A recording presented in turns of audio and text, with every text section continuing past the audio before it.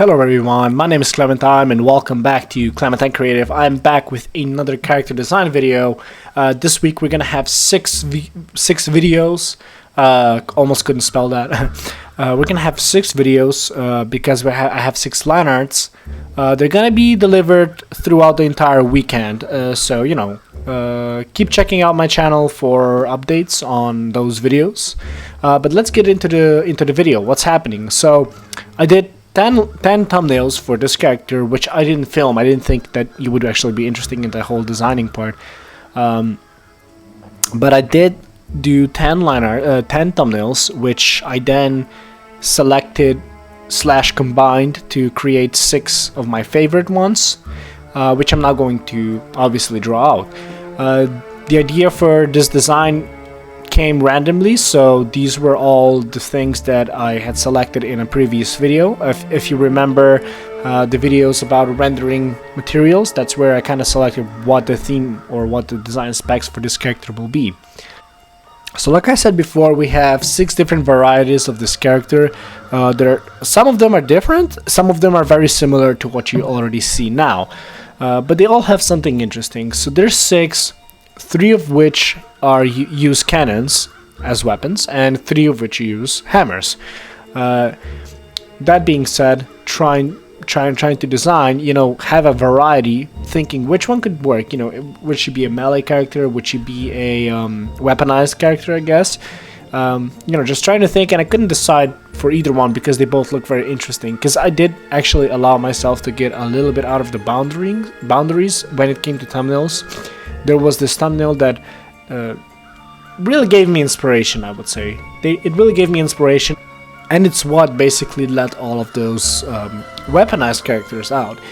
But I like these hammer ones. I like hammers, and for this particular character I wanted to include one because she is a heavy character, so we need a heavy weapon for her.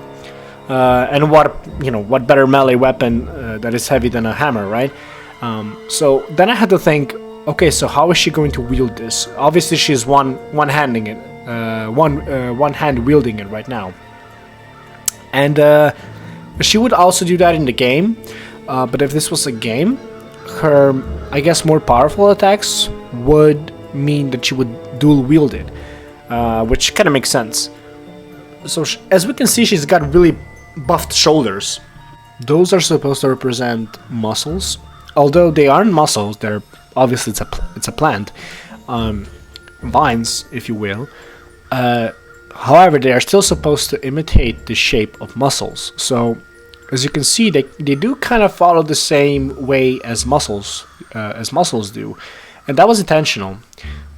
It goes for a natural flow. It creates a natural flow for these vines. It looks natural because muscles also flow in this manner.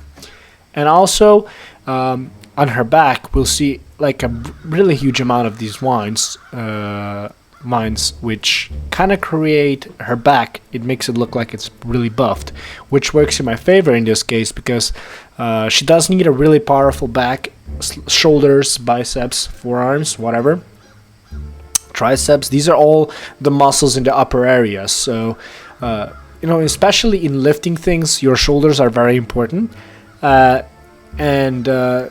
You know, having big shoulders does allow her to wield this hammer. I didn't want to overdo it with her arms. However, there is a design where I totally did that. I guess this version of her doesn't have that.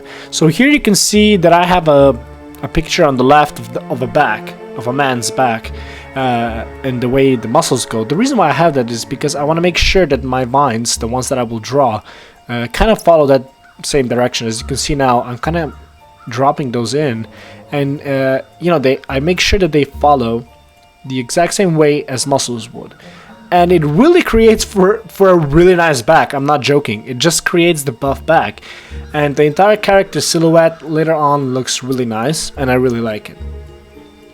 I have decided that I will change a couple of things in the digital painting for this one, because I love this one, except there's a couple of things that I don't like. So yeah, but that's always a given. I always change something in the digital painting. So like I said before, I created 6 of these line arts, or not created yet, but I will create 6 of these. As a designer, as a concept artist, you always want to deliver more than just one. You never want to deliver one of something. Very unprofessional. 4 should be the minimum of whatever it is that you're designing. 4 should be the minimum. 6, really nice number. Again, depends on how much time you have. If you have a week, and let's say you're a freelancer, right? And if you have a week, obviously 6 is not that much, because that means you did 1 line art a day. So in a week's time, you could probably do about 12. That's 2 line arts a day, which is literally nothing. That's 6 hours of work for me, let's say. So that's 6 hours a day. That's 12 line arts. That's a lot. 12 line arts is a lot. So yeah, as a concept artist, make sure whenever you're submitted a work, and if, of course, if you're paid by hour, you're paid by designing, make sure you always deliver, and I'm gonna say a reasonable amount for the time that you are given. If you're given a day, it's okay to turn in 3 line arts. That's a lot, at least for me. I spent around 3 hours for front and back view. 3, that's 9 hours of work.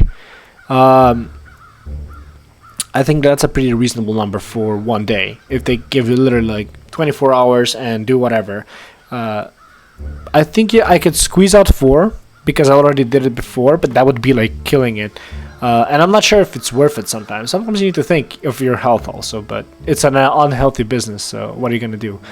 But yeah, make sure whenever you're given something, whenever you're submitted something, the amount of time they give you, pay attention to it, because you always want to make sure that you deliver an appropriate amount of designs. And whenever you're asked of how much you can do, that's a little trick that, it's not a trick, but it's something that everybody does, which is you under promise, over deliver. I've heard this numerous times before from different designers, and what basically this means is when you're asked of how much you can do, you always say less than you're actually capable of. In my case, I'm capable of, let's say they give me a day, I am capable of throwing out 4 of these.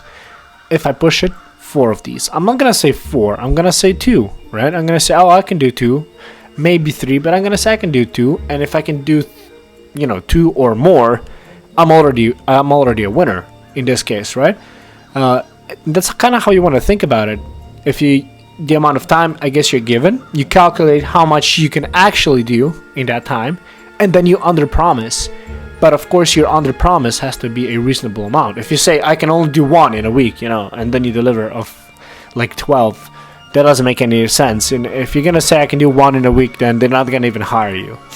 So make sure you do an appropriate amount and just under promise and over deliver. That's the way to go. But yeah, you can already see I'm throwing in the hammer now. The hammer in this case was just a placeholder. Of course it does work as a concept or as a blueprint. That's what I was gonna say. It can work as a blueprint for the concept. What am I talking about? It can work as a blueprint for this hammer. And that's what was the point of it, but it's also a very great placeholder. There's almost no blank space between these 2 characters, and it just works really well, and it creates for a really nice picture. You have first you have some organic stuff, and then all of a sudden hard surface being the hammer. But yeah, this video is coming to an end. I hope you enjoyed it. Thanks for watching, and I guess I'll see you in the next one. Bye.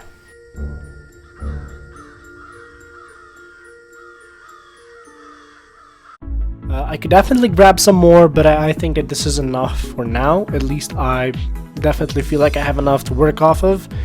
So let's review some of the things we have. We've seen what we